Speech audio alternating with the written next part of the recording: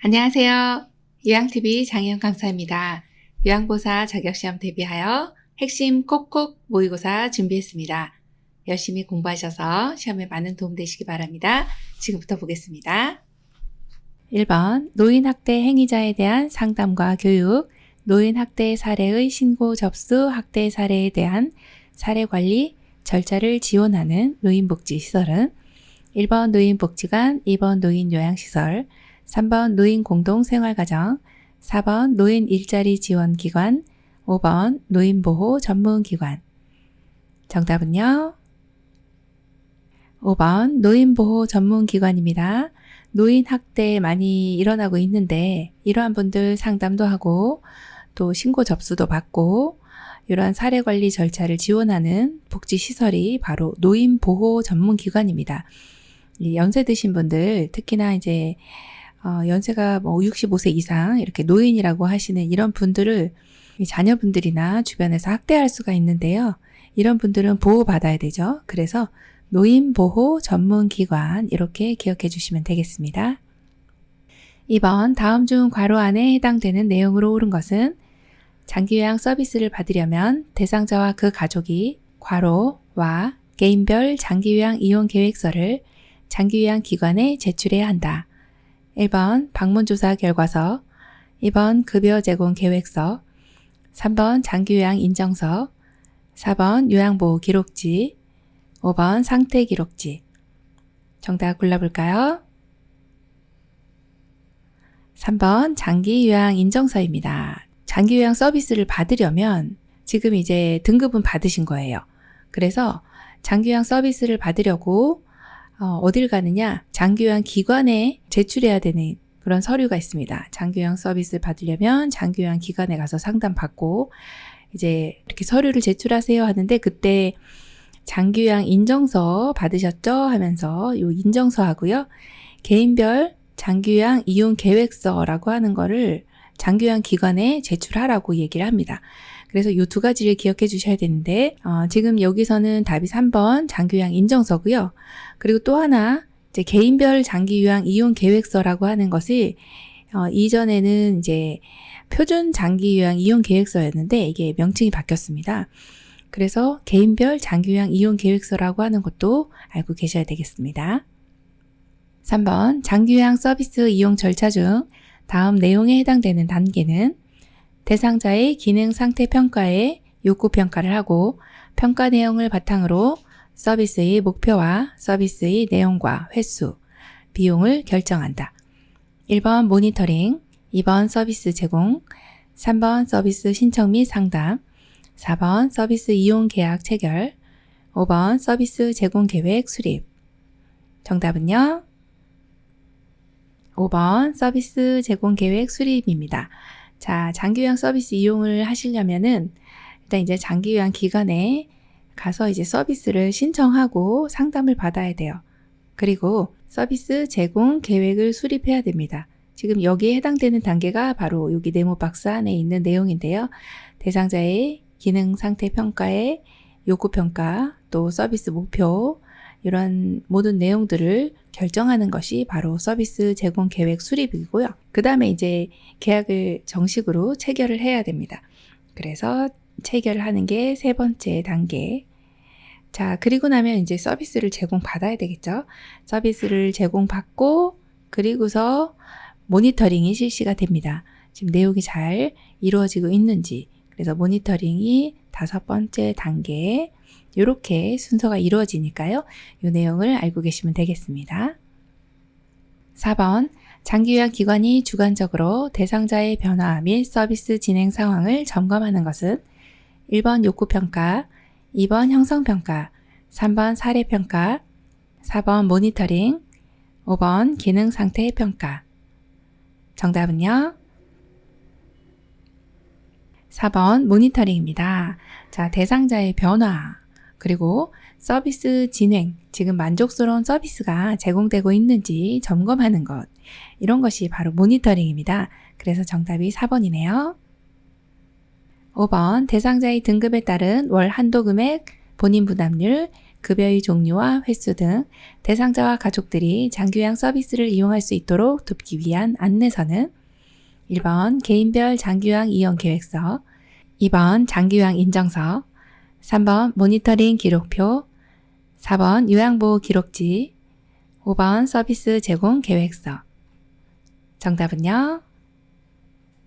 1번 개인별 장기요양 이용 계획서입니다. 월 한도 금액, 본인 부담률, 급여의 종류와 횟수 이런 것들이 나와 있는 안내서, 이것이 바로 개인별 장기요양 이용 계획서입니다. 여기 이제 개인별로 틀리기 때문에 본인 부담률이라고 하는 게 이제 제가 급여를 받으신 분은 15%, 시설급여 받으신 분은 20%를 본인 부담이 내지만 개인별로 틀려요. 그래서 기억하시는 게 개인별 장기요양 이용 계획서, 개인별로 틀리니까 이게 바로 이 내용에 해당되는구나 이렇게 기억하시면 되고, 장기요양 인정서 같은 경우는 이제 등급이 나와 있는 내용이 장기요양 인정서입니다. 그래서 두 가지 꼭 구별해 주셔야 되겠네요. 6번 요양보호사가 제공하는 서비스에 해당하는 것은 1번 물리치료, 2번 언어 및 작업치료, 3번 투약 및 관장, 4번 흡인 및 비위관 삽입, 5번 말번 및 생활상담. 정답은요? 네, 5번이네요. 말번 및 생활상담. 이것이 이제 정서 지원 서비스에 해당이 됩니다. 이렇게 어르신과 말벗을 해주시고 상담을 해주시면 정서적으로 얼마나 도움이 되겠어요? 네, 그래서 정답이 5번이고요. 자, 1번처럼 물리치료나 뭐 이런 언어, 작업치료 이런 것들은 이제 기능회복 훈련 서비스에 해당이 되고요. 투약 및 관장도 의료인이 시행을 하게 됩니다. 4번에 흡인이나 비위관 삽입도 역시 의료인이 시행하게 되는 의료행위에 해당이 되는 내용이네요. 7번 노인 장기요양보험 표준 서비스 중 신체활동 지원 서비스에 해당하는 것은 1번 편지 대필, 2번 책 읽어주기, 3번 휠체어로 옮겨 태우기, 4번 침대 주변 정리정돈, 5번 병원 방문 시 동행. 정답은요? 3번 휠체어로 옮겨 태우기입니다. 자, 노인 장기요양 보험 서비스 표준 서비스의 내용이 상당히 항목이 많은데 여러 가지 서비스의 종류 중에서 신체 활동을 아느냐 이걸 물어보는 질문이에요. 자, 휠체어로 옮겨 태우는 거죠. 무엇을 옮겨 태워요? 어르신의 신체를요. 그래서 3번이 정답이고 1번처럼 편지 대필, 2번 같이 책 읽어주기 이것은 정서 지원 서비스에 해당되고요. 4번 같이 침대 주변 정리정돈은요. 일상생활 지원 서비스입니다. 그럼 병원 방문할 때 동행해 주시는 것은요. 개인 활동을 지원하는 거죠. 그래서 개인 활동 지원 서비스에 해당이 되는 내용입니다. 8번 요양보호사가 준수하여야 할 요양보호 서비스 제공의 원칙은 1번 대상자와 동거하는 가족의 식사 준비를 해준다. 2번 서비스 제공 전 대상자의 성격, 습관 등을 확인한다. 3번 대상자의 삶의 질을 높이기 위해 전적으로 도와준다. 4번 사고 발생 시 우선순위에 따라 의료행위를 한다. 5번 분실, 파손, 부상 시에는 개인 비용으로 해결한다. 정답 골라볼까요? 2번 서비스 제공 전 대상자의 성격, 습관 등을 확인한다. 이런 내용을 확인해 주시면 어르신을 요양보호 제공하기가 너무 수월해집니다. 정답 2번이네요. 9번 다음 사례에 해당하는 시설생활 노인의 권리보호를 위한 윤리 강령은 이씨 할머니는 거울을 보면서 내게 묻지도 않고 머리를 이렇게 짧게 잘라버렸어. 나이 먹고 시설에서 생활한다고 사람을 무시하네? 라고 화를 내신다. 1번 신체 구속을 받지 않을 권리, 2번 존엄한 존재로 대우받을 권리, 3번 차별 및 노인 학대를 받지 않을 권리, 4번 개별화된 서비스를 제공받고 선택할 권리, 5번 안락하고 안전한 생활 환경을 제공받을 권리. 정답 골라볼까요? 4번 개별화된 서비스를 제공받고 선택할 권리입니다. 자, 어르신이 이제 머리를 어르신께 묻지도 않고 짧게 잘라버렸습니다. 이씨 할머니잖아요. 할머님이 머리를 짧게 자르시는 거는 본인의 이제 그 개인 취향이 있으시거든요. 그래서 개별화된 어떤 개인의 취향에 따라서 서비스를 제공받고 선택할 권리가 있거든요. 그런데 이렇게 그냥 잘라버리신 거예요. 이것이 이제 어떤 권리가 침해당했느냐? 이것은 개별화된 서비스를 제공받고 선택할 권리를 침해당한 거죠. 그래서 이 사례는요, 4번이라고 이렇게 골라주시면 되겠습니다.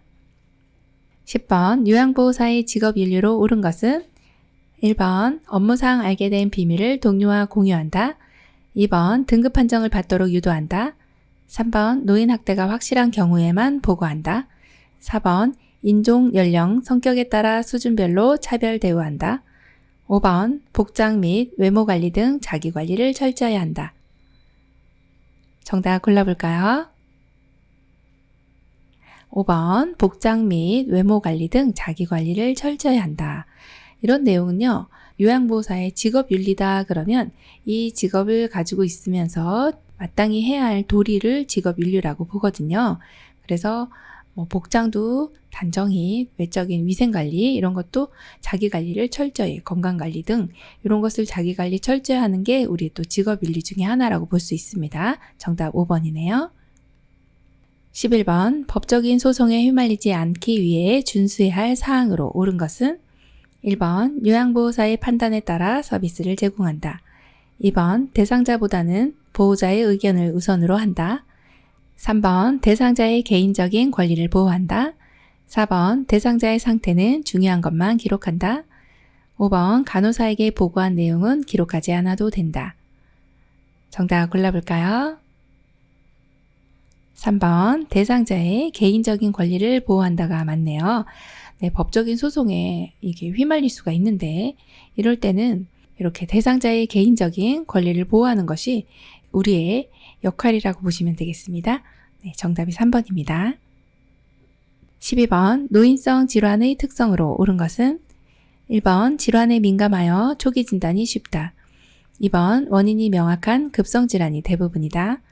3번 질환의 재발이 빈번하며 회복이 빠르다. 4번 신장기능 저하로 약물에 둔감하게 반응한다. 5번 노화 과정과 구분하기 어려워 정확한 진단이 어렵다. 정답은요? 5번 노화 과정과 구분하기 어려워 정확한 진단이 어렵다입니다. 노인성 질환은 노화인지 질환인지 이렇게 명확하게 진단을 내리기가 힘듭니다. 구분하기가 어렵다는 거죠. 그리고 1번 같은 경우는 질병에 민감하여 맞습니다. 질병에 민감하다는 거는 질환에 걸리기 쉽다. 이런 내용이 질환에 민감하다. 이렇게 표현합니다. 이건 맞아요. 그런데 자, 초기 진단이 쉬운 건 아닙니다. 초기 진단이 어렵다. 그래서 틀린 내용이고 원인이 명확한 급성 질환이 아니고요. 만성 질환이 대부분입니다. 자, 그 다음 질환이 재발이 빈번하며 이건 맞습니다. 그런데 회복이 빠를까요? 아니요. 그렇진 않죠. 회복이 느립니다. 자, 4번 같은 경우는 신장기능 저하. 네, 맞습니다. 신장기능이 저하돼요. 그런데 약물에 둔감한 것이 아니라 민감하게 반응을 하게 됩니다. 그래서 틀렸네요. 네, 정답이 5번이네요. 13번 노화에 따른 소화기계의 특징 중 영양 부족을 초래하는 이유는 1번 신맛과 쓴맛의 미각 저하, 2번 위액의 산도 증가, 3번 타액과 위액 분비 증가, 4번 지방의 흡수력 증가, 5번 씹는 능력 저하. 정답 골라볼까요? 5번 씹는 능력 저하입니다. 네, 치아가 탈락이 되고 또 없으신 분들은 이제 틀니를 하게 되시는데요. 그렇게 되면 이제 이가 많이 탈락되시기 때문에 잘 못 씹으세요. 그러다 보면 잘 못 씹으시니까 이제 영양 부족을 초래할 수 있구나 이렇게 생각하시면 됩니다. 자, 1번은 왜 틀렸을까요? 신맛이나 쓴맛은 점점 많이 느끼게 되면서 입맛이 없어집니다. 자, 위액의 산도도 저하가 됩니다. 그래서 소화 능력이 많이 떨어지시고요. 타액과 위액 분비도 역시 저하됩니다. 소화가 잘 안 되시는 거예요. 지방의 흡수력은 저하가 되는 내용입니다. 그래서 여기서의 정답은 5번으로 골라주시면 되겠습니다. 14번 다음 증상이 나타나는 질환의 감염을 예방하는 방법은 호흡기 비말을 통해 사람에게 사람으로 전파된다. 갑작스러운 발열과 두통이 생긴다. 전신 쇠약감, 인후통, 근육통이 나타난다. 1번 뜨거운 물로 옷을 세탁하고 목욕을 자주 한다. 2번 매년 1회 인플루엔자 백신을 맞는다. 3번 주기적으로 간 기능 검사와 객단 검사를 받는다. 4번 신체 접촉이 있었던 모든 사람은 동시에 치료받는다. 5번 흉부 방사선 촬영을 통해 감염 여부를 확인한다. 정답 골라볼까요? 2번 매년 1회 인플루엔자 백신을 맞는다입니다. 자, 요 다음과 같은 네모 박스 안에 들어있는 이러한 질환은 어떤 질환일까요? 호흡기 비발을 통해 사람에게 사람으로 전염되고 또 갑자기 발열이 생기고 또 전신 쇠약감, 인후통, 근육통, 독감입니다. 인플루엔자 바이러스에 의해서 감염이 나타나는 이 감염을 예방하기 위해서는 어떻게 될까요? 2번이 정답이죠. 매년 1회 인플루엔자 백신을 맞아주시면 됩니다. 일단은 예방하기 위해서는 어떻게 해요? 예방접종을 맞습니다. 굉장히 좋은 내용입니다. 그리고 시험에도 많이 나오는 내용이니까요. 이 내용은 기억을 좀 해주셔야 되겠습니다. 15번 기도의 만성 염증성 질환으로 숨을 내쉴 때 쌕쌕거리는 소리가 나는 호흡기 질환은 1번 천식, 2번 폐렴, 3번 폐암, 4번 폐결핵, 5번 만성기관지염.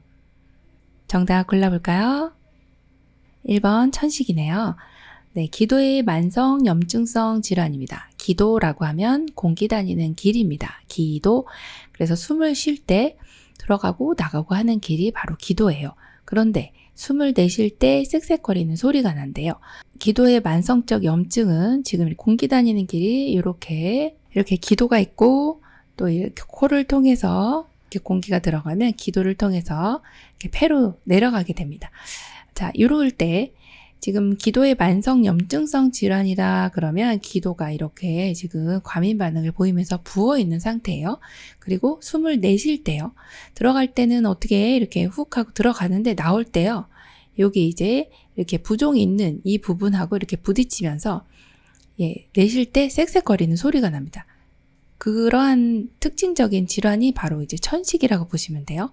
요거는 그대로 기도의 만성 염증성 질환으로 내쉴 때 쌕쌕거리는 소리가 나고 과민하게 어떤 공기 중에 있는 꽃가루라든지 화학 물질 이런 걸로 인해서 유독이 이 사람만 과민하게 반응하는 과민 반응을 보이는 그러한 질환이 바로 천식입니다. 정답이 1번이네요. 16번 빈혈이 있는 대상자가 갑자기 어지럼증을 호소할 때 올바른 대처 방법은 1번 차가운 물을 마시게 한다. 2번 심호흡을 크게 하도록 한다. 3번 곧바로 바닥에 주저앉힌다. 4번 비타민C 음료를 마시게 한다. 5번 함께 스트레칭을 한다. 정답 골라볼까요? 3번 곧바로 바닥에 주저앉힌다입니다. 자, 빈혈이 있다. 이건 이제 피가 모자르는 건데요. 빈혈이 있는 대상자는 이렇게 어지러울 수 있어요. 그럴 때 넘어지면서 낙상을 일으키면서 머리가 다친다든지 이렇게 신체 손상이 일어납니다. 낙상을 하게 되는 거죠. 자, 이것을 예방하기 위해서는 그냥 너무 어지러우니까 뇌까지 산소 공급이 안 되니까 피가 잘 모자른 거잖아요. 그래서 바닥에 이렇게 바로 앉혀주시면 어지럼증이 좀 해소가 됩니다. 그래서 정답을 3번으로 골라주시면 됩니다. 17번 욕창이 생기는 위험 요소가 가장 적은 대상자는 1번 요실금, 변실금이 있는 대상자, 2번 스스로 체위 변경이 가능한 대상자, 3번 영양 부족으로 피하 지방이 적은 대상자, 4번 장시간 와상 상태로 근육이 위축된 대상자, 5번 침대에서 잘못 잡아 끌어 피부가 벗겨진 대상자. 정답은요? 2번입니다. 자, 여기 문제 잘 보셔야 돼요. 욕창이 생기는 위험 요소가요. 적은 대상자예요. 적은. 그러면 이분들은 욕창이 거의 안 생길 거다. 어떤 분이 안 생겨요? 스스로 체위 변경도 하고 이동도 하고 스스로 이렇게 움직이는 분들은요. 욕창이 잘 안 생깁니다. 그렇게 기억을 해주시면 되겠고 나머지 1, 3, 4, 5번은요. 욕창 위험 요소가 있는 분들입니다. 그렇게 보시면 되겠습니다.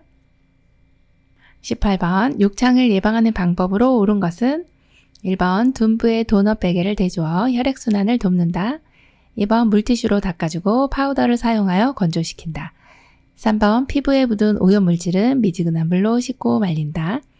4번 휠체어에서는 2시간마다 자세를 바꿔준다. 5번 단백질이 적은 음식을 섭취해야 한다. 정답 골라볼까요?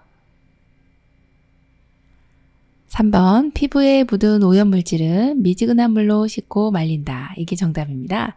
네, 욕창을 예방하는 것도 중요합니다. 자, 피부에 오염물질 묻었네요. 그러면 이렇게 미지근한 물로 씻고 말려주는 거는 너무 잘해주셨어요. 뜨거운 물 이렇게 사용하시면 오히려 손상됩니다. 미지근한 물 잘해주셨고, 예방하기 위해서는 나머지는 해서는 안 되는 내용들입니다. 한번 볼게요. 둔부에 도넛백에 이거 안 됩니다. 자, 도넛백에 오히려 순환이 저해되고요. 물티슈로 닦아주고, 자, 파우더 사용했네요. 파우더 안 됩니다. 땅구멍을 막기 때문에 안 되고. 자, 4번 같은 경우에 휠체어에서 지금 앉아있네요. 그럼 자세 바꿔줄 때는 1시간마다 이렇게 기억해 주셔야 되고요. 5번 같은 경우에 단백질이 적은 음식 아니고 단백질이 풍부한 음식. 이걸 드셔야 돼요. 왜 그럴까요? 단백질은 피부를 재생시켜 주는데 꼭 필요한 그런 영양 성분이기 때문에 단백질은 특히 욕창을 예방하기 위해서는 충분히 섭취해 주시는 게 좋다. 이렇게 봅니다. 19번 대상포진에 관련된 설명으로 옳은 것은 1번 1에서 2주면 통증이 없어진다. 2번 세균성 질환이므로 피부를 청결하게 유지한다. 3번 과거에 풍진을 앓았던 사람에게 주로 발생한다. 4번 몸 전체의 작은 물집과 가려움증이 나타난다. 5번 물집이 나타나기 전 감기 기운과 함께 일정 부위에 심한 통증이 느껴진다. 정답 골라볼까요? 5번 물집이 나타나기 전 감기 기운과 함께 일정 부위에 심한 통증이 느껴진다가 정답입니다. 자, 대상포진은 예전에 이제 수두를 앓으셨던 분이 신경절에 이 수두 바이러스가 남아있다가 면역이 떨어지면서 스물스물 올라와서요. 몸통 같은 쪽에 이렇게 띠 모양을 형성하면서 가려움증, 물집 이런 것들을 동반하고요. 그리고 이제 가피를 형성하면서 낫는데요. 통증이 좀 많아요. 그래서 1번 보시면 1주에서 2주면 통증이 없어지면 좋겠지만 이렇게 조금 더 오래 가는 경우가 많습니다. 그래서 신경통은 수개월에서 1년 이상 가기도 하고요. 자, 2번 같이 세균성 질환 아니고요. 바이러스성 질환 이렇게 기억해 주시고 과거에 풍진을 앓았던 사람 아니고요. 과거에 수두를 앓았던 사람에게 주로 발생하는 게 맞습니다. 자, 4번은 약간 헷갈리실 수 있는데 몸 전체가 아니고요.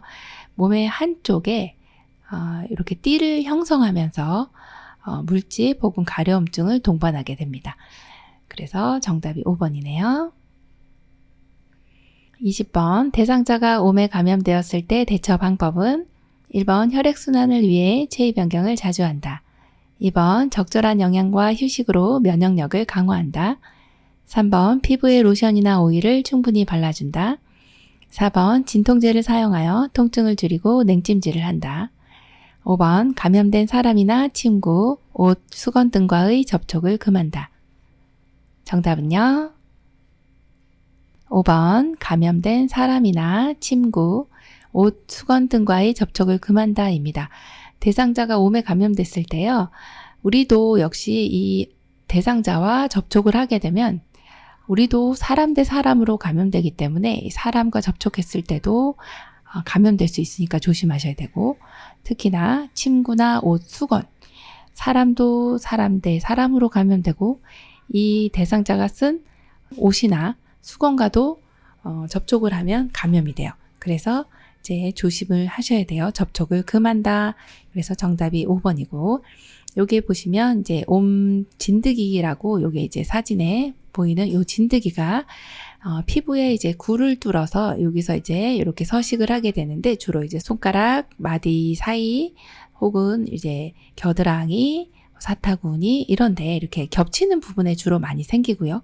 그리고 이제 이동을 주로 밤에 하고 또 알도 밤에 까고 또 분비물도 밤에 배출을 하기 때문에 주로 굉장히 밤에 가려워요. 밤에 가려우니까 이제 밤에 긁으시는 분은 이제 옴이라고 의심을 하시면 되고 접촉을 하였다 그러면 접촉했던 가족이나 혹은 요양보사님, 접촉했던 사람은 모두 함께 치료한다 이런 내용들이 시험에 많이 나오고 있습니다.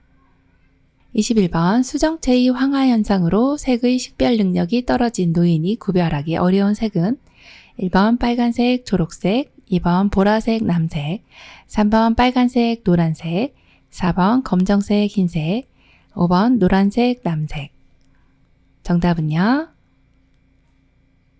2번 보라색, 남색입니다. 자, 수정체의 황화 현상은 또 뭘까요? 지금 이걸 알아야 문제를 푸는데요. 수정체라고 하면 눈이 지금 안구가 여기 이렇게 지금 눈동자가 있죠. 자, 요 눈동자 이 부분이 여기에 해당하는 부분입니다. 여기가 지금 황화 현상이래요. 이건 노화의 일종이거든요. 황화 현상이다. 그럼 여기가요. 이렇게 셀로판지 끼워놓은 것처럼 여기가 이렇게 노랗게 황화 현상을 일으키는 거죠. 그러면 색깔 잘 구분을 못하는 거예요. 여기에 우리가 예를 들어 셀로판지를 여기 이렇게 대고 있다고 생각해 보세요. 그럼 색깔 구별 잘 안 되겠죠. 그게 바로 이제 황화 현상입니다. 보라색이나 남색 구별이 힘들어지는 것, 이것이 바로 이제 수정체 황화 현상이고요. 또 하나 이 수정체에 백태가 끼는 질환이 있습니다. 요거는 백내장이라고 합니다. 그렇게 되면은 여기 수정체가 이렇게 색깔이 뿌옇게 변하게 되죠. 그것을 이제 백내장이라고 합니다. 그거는 노인성 안구 질환으로 되는 거고요. 지금 여기 나와 있는 내용은 수정체 황화 현상은 노화로 인해서 오는 내용입니다. 그래서 두 가지 구별해 주시면 되겠습니다. 22번 당뇨병을 앓고 있는 대상자의 운동요법으로 옳은 것은 1번 공복식 운동을 할 때에는 고혈당에 대비한다. 2번 운동 전에 경구용 혈당 강화제를 먹고 운동한다. 3번 혈당이 300mg/dL 이상일 때 운동을 시작한다. 4번 식후 30분에서 1시간경에 30분 이상 운동한다. 5번 맨발로 산책하기 등 쉬운 운동을 무리하지 않는다. 정답 골라볼까요? 4번 식후 30분에서 1시간경에 30분 이상 운동한다. 이 내용 너무 좋은 내용입니다. 왜냐하면 이제 당뇨병을 앓고 있는 대상자는 운동을 하게 되면 혈당이 떨어지는 효과가 있습니다. 그래서 이 혈중 내에 있는 당이 이 시간, 지금 식후 30분 정도에서 1시간 정도 되면 혈관 내에 포도당이 이제 증가하기 시작한데 포도당 수치가 이제 올라가기 시작합니다. 그럼 여기에 이제 자리 잡고 있는 이러한 포도당들이 이제 쓰여져야 되죠. 그래서 세포 내로 이동을 해서 당이 떨어지게 하는 이러한 호르몬들을 인슐린이라고 하죠. 자, 인슐린이 분비가 되면 이제 혈관 벽에 이렇게 이동하기 쉽도록 어떤 이제 장치를 만들어 줍니다. 그러면 인슐린이 분비가 되면 당들이 세포 내로 이동을 하게 됩니다. 그래서 이제 당이 떨어지는 거죠. 그럼 인슐린의 역할은요, 당을 떨어뜨려 주는 호르몬이다. 이렇게 보시면 됩니다. 그런데 당뇨병이신 분들은 인슐린이 이제 당을 제대로 써주지를 못하기 때문에 인슐린 분비가 떨어지고 인슐린 분비가 저하되면 당을 잘 못 써줍니다. 그렇게 되면은 이제 혈중 내에 당이 올라가게 되죠. 그러면 이렇게 올라가 있는 당을 내보내야지라고 하면서 소변으로 나가게 됩니다. 이게 이제 당뇨병인데요. 그런데 운동을 하게 되면 이러한 당내성이 좋아지게 됩니다. 그래서 식후 이렇게 당이 올라갔을 때 운동을 해주면 당내성이 좋아진다. 당내성이 좋아진다는 거는 포도당이 세포 내로 이동을 잘한다. 결국엔 당을 떨어뜨려주는 효과가 있다. 이렇게 보시면 되겠습니다. 정답이 4번이네요. 23번 선망에 대한 설명으로 옳은 것은 1번 주의 집중이 매우 떨어진다. 2번 대부분 만성으로 진행한다. 3번 수면 양상이 규칙적이다. 4번 신체적 생리적 변화가 없다. 5번 서서히 나타나며 나중에 사람을 못 알아본다. 정답 골라볼까요? 1번 주의 집중이 매우 떨어진다입니다. 선망은 어떤 이제 정신병적인 증상인데요. 주로 이제 어르신들이 치매 오면서도 오기도 하고 이 선망 증상이 전해질 불균형으로도 나타나기도 하는데 이 증상이 어떤 거냐면 이제 환각 증상 같은 거 있죠. 환각 또는 환청, 환시 이런 것들. 어르신들은 실제로 보고 듣고 느끼고 이러시기 때문에 주의 집중이 너무 떨어집니다. 왜냐? 창밖에서 친구가 막 부르는 거예요. 그리고 김장을 막 하기도 하시고 뱀이 막 들어오기도 하고 방 안에. 뭐 이런 일들이 수시로 일어나기 때문에 주의 집중이 매우 떨어진다. 이걸로 골라주시면 되고요. 2번은요. 대부분 만성으로 진행하진 않습니다. 이게 급성질환이고 급성이기 때문에 대체로 회복될 수 있다. 이렇게 보는 내용이에요. 그래서 이제 거의 우리가 뭐 치매는 나으실 수 있어요. 이렇게 얘기 못하지만 선망은 좀 좋아질 수 있어요. 라고 이야기할 수 있는 부분입니다. 자, 그 다음에 수면 양상은요. 굉장히 불규칙하세요. 막 내리 2, 3일 주무시다가 또 막 2, 3일 안 주무시다가 그래서 불규칙적이다 이렇게 보시면 되고 그러다 보니까 신체 생리적인 변화는 막 굉장히 극심하게 일어납니다. 그래서 4번도 내용이 이제 틀린 내용이고 5번 같은 경우도 이제 서서히 나타나는 게 아니죠. 급격하게 나타나고 처음부터 사람을 못 알아봅니다. 5번의 이 예문은 거의 이제 치매라고 보시면 되고요. 이 선망 같은 경우는 급격하게 나타나고 처음부터 사람을 못 알아본다 이렇게 보시면 되겠습니다. 24번 질병에 따른 영양관리 방법이 옳게 연결된 것은 1번 폐렴, 단백질 섭취 제한, 2번 요실금, 수분 섭취 제한, 3번 고혈압, 수분 섭취 권장, 4번 위암, 저단백식이 권장, 5번 갑상선 기능 저하증, 염분 섭취 권장. 정답은요? 3번 고혈압, 수분 섭취 권장입니다. 자, 혈압이 높아요. 그래서 이 수분 섭취를 혈압이 높은데 수분 섭취를 권장해야 되나요? 이렇게 의문을 가지실 수가 있습니다. 그런데요. 혈압이 높으신 분들 같은 경우에 이제 혈전이 생길 수도 있고 그래서 이런 분들은 수분 섭취를 권장해 주셔서 혈액의 점도도 낮춰주고 그리고 혈전이 생기지 않도록 하기 위해서는요. 물을 충분히 드셔주셔야 됩니다. 그래서 3번으로 골라주시면 되겠습니다.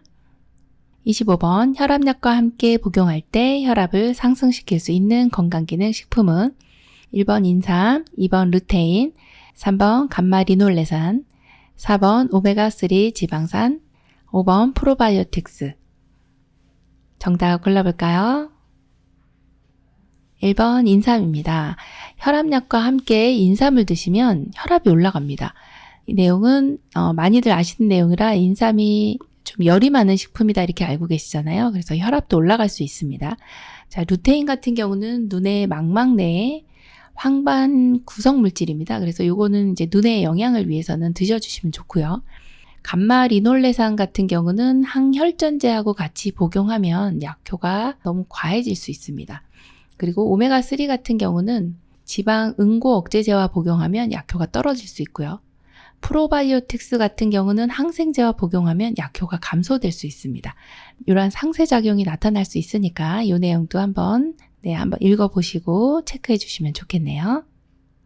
26번 65세 이상 노인이 반드시 맞아야 하는 예방접종 감염병은 1번 수두, 2번 홍역, 3번 풍진, 4번 폐결핵, 5번 폐렴구균. 정답은요? 5번 폐렴구균입니다. 65세 이상이면 1회만 접종하셔도 되고요. 폐렴이 우리나라 전체 사망률의 3위에 올라가 있습니다. 굉장히 사망률이 높습니다. 그래서 폐렴구균 예방주사는 반드시 맞아주셔야 되겠습니다. 27번 맛과 영양이 변하지 않게 보관하는 방법으로 올바르게 연결된 것은 1번 포도 실온 보관, 2번 망고 실온 보관, 3번 복숭아 냉장 보관, 4번 블루베리 실온 보관, 5번 아보카도 냉장 보관. 정답은요? 2번 망고 실온 보관입니다. 맛과 영양이 변하지 않게 실온에다 보관해도 잘 익어가는 후속 과일, 토마토, 복숭아, 키위, 망고 이런 것들이 이제 후속 과일인데요. 실온에 보관하시면 맛과 영양이 변하지 않게 보관할 수 있습니다. 그래서 2번이 정답이고요. 포도는요, 냉장 보관하는 게 좋습니다. 복숭아는요, 실온이고요. 블루베리는요, 냉장 같은 경우는 10일 이내에 또 냉동을 시켜서 많이 드시죠. 자, 아보카도 같은 경우도 실온에다 보관하시는 게 좋겠습니다.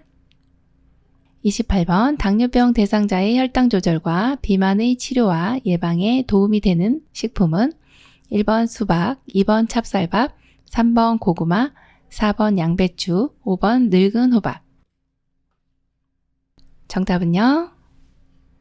4번 양배추입니다. 자, 혈당 조절, 비만 치료 예방. 자, 여기 이제 당뇨병 대상자는 사실 이제 식이요법이 굉장히 중요하잖아요. 이때 이제 우리가 식품을 갑자기 당이 올라가지 않도록 혈당 조절을 해야 됩니다. 그래서 혈당 지수가 낮은 식품을 드셔야 되는데, 이제 55 미만인 경우를 이제 혈당 지수가, GI 지수가 낮은 식품이다 이렇게 보고요. 한 70이 넘어가네 그러면 좀 높다 이렇게 보는데, 여기서 가장 낮은 것은 양배추예요. 26입니다. 수박도 조금 높습니다. 72. 찹쌀밥도 92나 되고요. 고구마도 61이네요. 자, 늙은 호박도 75예요. 그래서 이 혈당 지수를 알면 당뇨 대상자들은 혈당 조절하는데 조금 수월합니다. 그래서 양배추를 드셔주시면 당뇨병 대상자가 식이요법 할 때 상당히 도움이 되는 식품이군요. 이렇게 볼 수가 있네요. 29번 낙상 예방을 위한 안전한 환경 조성 방법으로 옳은 것은 1번 계단보다는 만만한 경사로를 설치한다. 2번 화장실 바닥에 물을 뿌려 습도를 조절한다. 3번 가능하면 모든 방과 현관의 문턱을 낮춘다. 4번 계단 난간을 없애고 작은 깔개를 깔아둔다. 5번 취침 시 침대 높이를 최대한 높이고 난간은 내린다. 정답은요? 1번 계단보다는 완만한 경사로를 설치한다 입니다. 계단 내려갈 때 낙상하기가 쉽습니다. 그래서 경사로 설치해 주시면 되겠고요. 2번 같은 경우는요, 정말 위험합니다. 안 그래도 이제 낙상이 일어나기 쉬운 곳이 화장실인데 물까지 뿌리시면 미끄럽습니다. 안 되고요. 3번도 보시면 가능하면 모든 방과 현관의 문턱을 낮춘다. 이걸 혹시 정답으로 고르셨을 수도 있는데, 문턱은 낮추는 게 아니라 없앤다로 골라주셔야 됩니다. 자, 4번 같은 경우 계단 난간을 없애고, 지금 난간을 없애면 어딜 잡고 내려갈까요? 안 되고요. 없애는 거 안 되고, 깔개도요, 이렇게 작은 깔개 깔아두면 위험합니다. 자, 5번 같은 경우 취침 시에는 침대 높이는 최대한 어떻게 해야 돼요? 낮춰야 되겠죠. 그리고 난간은요, 올려주셔야 되겠네요. 네, 그래서 정답이 1번이네요. 30번 비언어적 의사소통 기법으로 옳은 것은 1번 대상자보다 높거나 낮은 눈높이, 2번 대상자를 향해 약간 기울인 자세, 3번 시선을 멀리 한 곳에 고정하는 것, 4번 지나치게 머리를 끄덕임, 5번 팔짱 끼고 옆으로 비껴 앉는 자세. 정답 골라볼까요? 2번 대상자를 향해 약간 기울인 자세.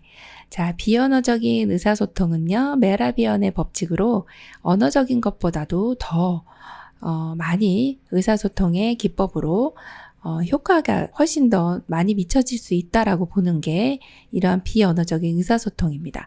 이때 이제 대상자를 향해서 약간 기울인 자세는 경청이라는 자세잖아요. 경청을 하는. 이럴 때는 나는 지금 이 상대방이 얘기하고 있는 이런 이야기를 너무 열심히 듣고 있어요 라고 하는 그런 자세입니다. 그래서 정답이 2번입니다.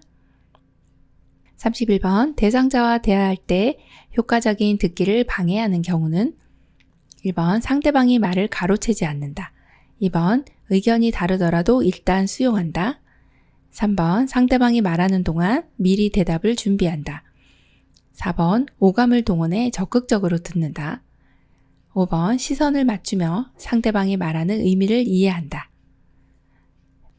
정답 골라볼까요? 정답은요? 3번. 네, 상대방이 말하는 동안 미리 대답을 준비하는 거예요. 우리 말은 끝까지 들어야 되는데, 그쵸? 그래서 네, 이거 방해하는 겁니다. 효과적인 듣기를 방해하는 경우 3번 상대방이 말하는 동안 대답 미리 준비하시면 안 됩니다. 네, 끝까지 기다리셨다가 응대를 해주시면 되겠습니다. 32번 시각장애 대상자와 의사소통하는 방법으로 옳은 것은 1번 대상자의 바로 옆에서 이야기한다. 2번 이미지 전달이 어려운 사물은 자세히 설명한다. 3번 이쪽 저쪽 등의 지시대명사를 사용하여 설명한다. 4번 요양보사를 중심으로 왼쪽 오른쪽을 설명한다. 5번 신체 접촉을 하기 전에 먼저 말을 건넨다. 정답 골라볼까요? 5번 신체 접촉을 하기 전에 먼저 말을 건넨다입니다. 시각장애 대상자는 잘 안 보이세요. 그래서 신체 접촉을 할 때 우리 같은 경우는 이제 상대방이 악수를 한다든지 할 때 보이거든요. 그래서 준비를 할 수 있는데 지금 시각장애 대상자는 갑자기 이 신체로 뭔가 이제 다가온다 그러면 놀랄 수가 있습니다. 그래서 안녕하세요 인사하고 이렇게 저 악수 한번 할까요? 이렇게 먼저 말을 건네는 게 맞습니다. 그래서 정답이 5번이네요. 33번 진압력 장애가 있는 대상자와 대화하는 방법으로 옳은 것은 1번 대상자를 일관성 없이 대한다. 2번 대상자에게 규칙을 정하지 않도록 한다. 3번 시간, 장소, 사람 등을 자주 인식시킨다. 4번 낮 동안에는 기본 정보를 자주 바꿔준다. 5번 별명을 사용하여 친근감 있게 대한다. 정답 골라볼까요? 3번 시간, 장소, 사람 등을 자주 인식시킨다 입니다. 지금 진압력이라고 하는 것이 이 시간, 장소, 사람에 대한 개념입니다. 이런 개념에 어려움이 있는 분들이 진압력 장애가 있다 이렇게 이야기를 합니다. 그러면 이런 분들은 이것을 자주 인식시켜주는 것이 좋습니다. 지금 10시예요. 간식 드실 시간입니다. 이렇게 저는 누구누구입니다. 혹은 여기는 어디입니다. 이렇게 시간, 장소, 사람 등을 자주 인식시켜 주시면 좋겠네요. 34번 요양보호 기록의 목적으로 옳은 것은 1번 요양보호사의 능력평가, 2번 요양보호 서비스의 질 향상, 3번 대상자와 보호자의 사생활 기록, 4번 대상자의 건강을 진단하고 동료와 공유, 5번 서비스 제공을 평가받고 대가를 지불받기. 정답 골라볼까요? 2번 요양보호 서비스의 질 향상입니다. 자, 요양보호 기록의 목적은요. 요양보호 서비스를 더 잘하기 위해서 기록도 하고 이제 앞으로 어떻게 해야 되겠다라고 이제 우리가 모든 기록을 보고서 서비스의 질을 올려줄 수가 있거든요. 그래서 정답이 2번입니다. 35번 인지기능에 문제가 없는 대상자에게 다음과 같은 인지자극 훈련을 할 때 향상될 수 있는 인지기능은 괄호 안에 공통적으로 들어갈 말을 적어보세요.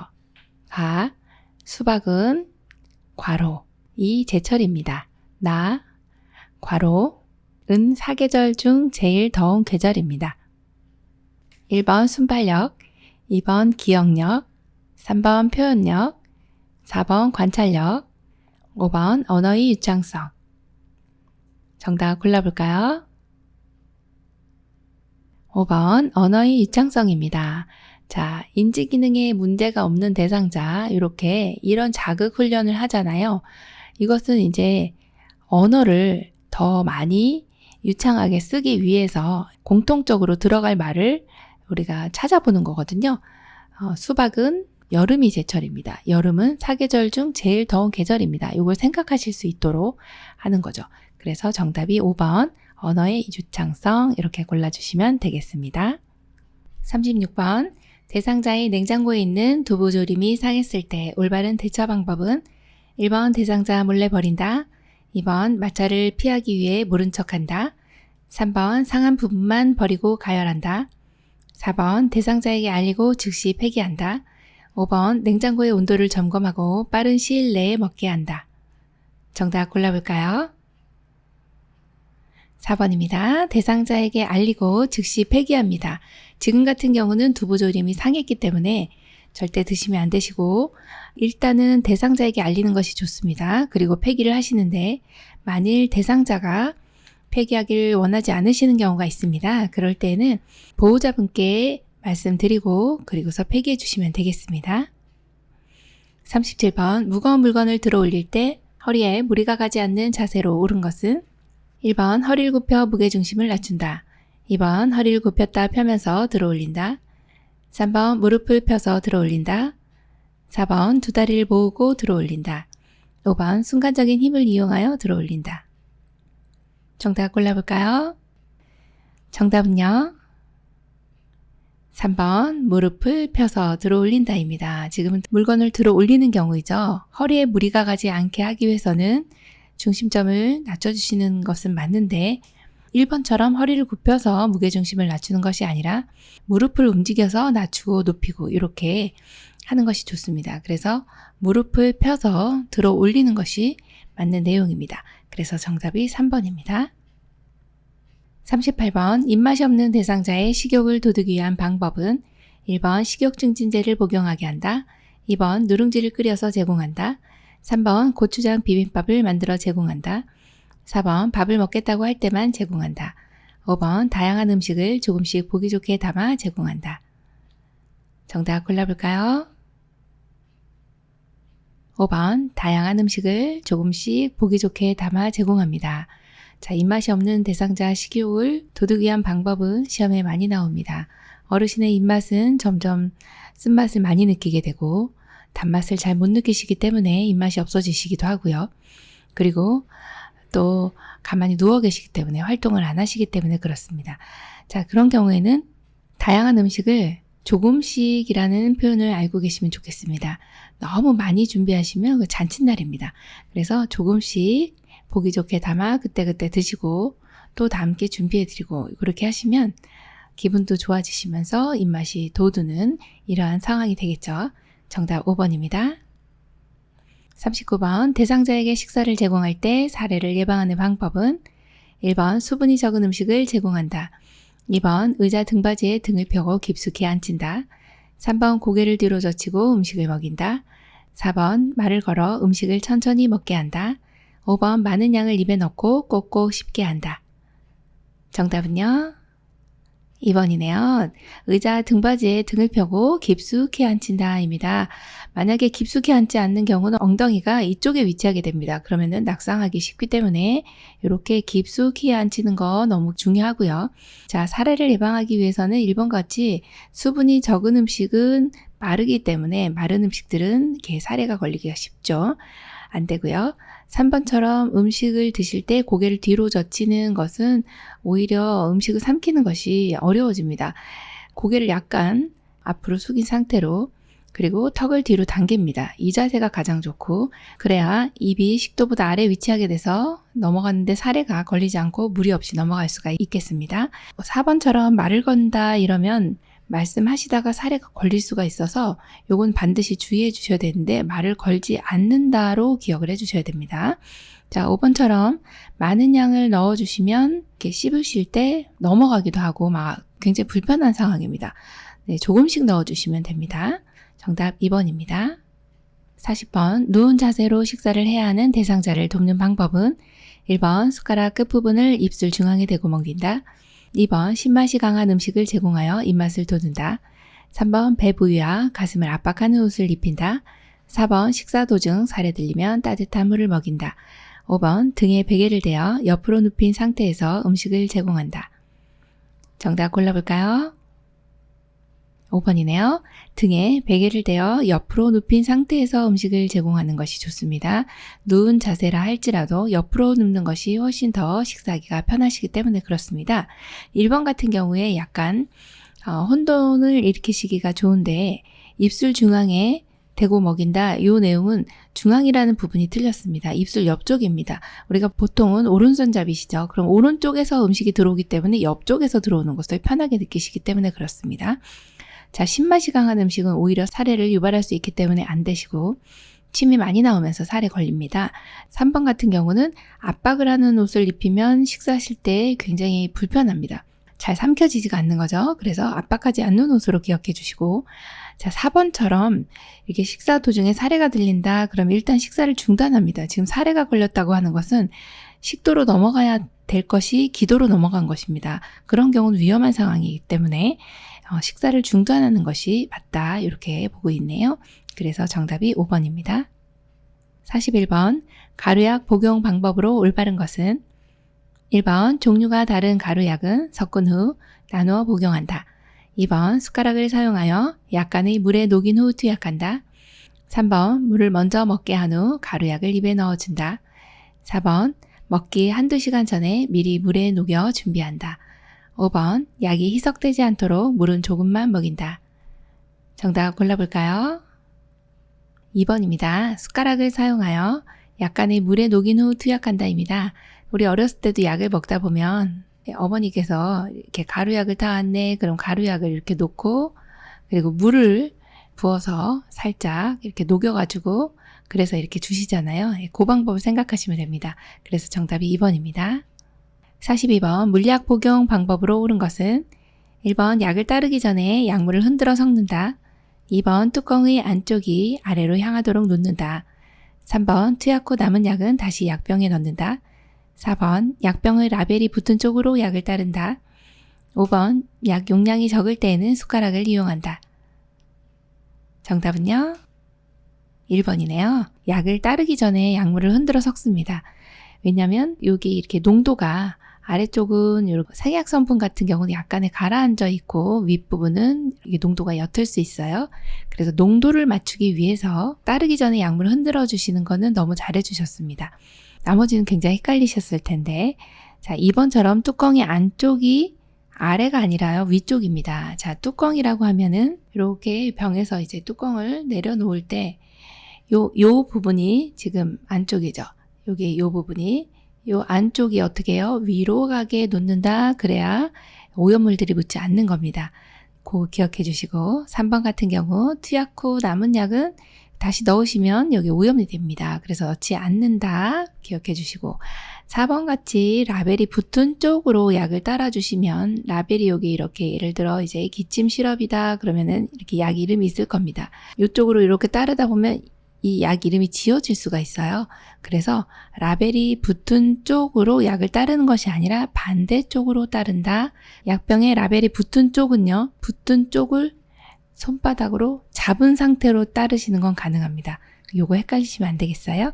자, 5번은 약 용량이 적을 때에는 숟가락을 이용한다? 아니고요. 용량이 적을 때 양을 측정해야 되기 때문에 양이 적을 때는 바늘을 제거한 주사기에 이렇게 해서 약을 투약해 주시면 되겠습니다. 입안에 조금씩 넣어 주시면 되겠죠. 43번 대상자에게 안연고를 투여하는 방법으로 옳은 것은 1번 멸균솜으로 눈의 바깥쪽에서 안쪽으로 닦아준다.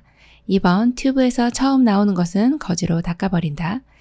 3번 튜브를 동공 위에 놓고 바깥쪽으로 짜넣는다.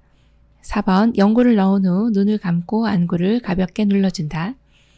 5번 눈꺼풀 밖으로 나온 연고는 휴지로 즉시 닦아낸다. 정답 골라볼까요? 2번 튜브에서 처음 나오는 것은 거즈로 닦아버린다 입니다. 혹여나 이제 세균에 오염됐을 수 있기 때문에 이렇게 닦아주시는 게 맞고요. 1번처럼 멸균솜으로 이제 눈을 먼저 닦아주시는데 바깥쪽에서 이렇게 안쪽으로 닦아주시면 안 됩니다. 왜 그럴까요? 자, 이런 경우는 여기가 코고요. 이렇게 닦게 되면 요 안에 이제 비루관이라고 하는 코로 흘러내려가는 관이 있습니다. 이렇게 흘러내려갈 수가 있고 그리고 여기가 감염되기도 하지만 또 반대쪽 눈에 감염이 될 수 있거든요. 그래서 눈은 항상 보호를 해야 되기 때문에 바깥쪽에서 안이 아니라 항상 안쪽에서 바깥쪽으로 이렇게 닦아주시는 거 기억해 주시고요. 3번처럼 튜브를 동공에다 놓고 바깥쪽으로 동공에다 놓고 하지 않고요. 위치가 있습니다.